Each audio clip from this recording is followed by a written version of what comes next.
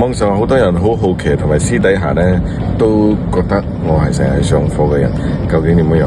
其實我有上過，都有上好多課嘅，但係大家去睇下究竟做乜嘢，佢有啲乜嘢令到我一直 keep 住響呢個學院呢度。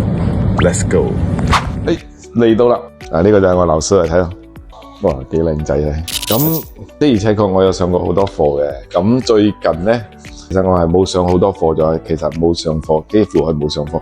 我覺得好多課唔係冇用，只係我哋呢個階段咧，你學咗都冇辦法去用佢嘅。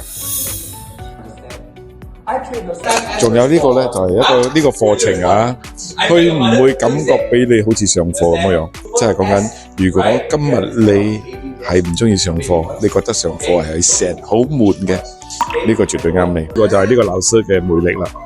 睇下現場，你睇下現場嘅反應。我冇諗到啊，我上華語去叻啊，我冇諗到英文都咁犀利喎，嗬。其實咧，你台上嘅老師係好精神，令到你好開心。但問題啊，我同你講，呢個工作係一啲都唔簡單嘅。你會睇到去出場前嘅準備，培養嘅情緒，無論點樣都好。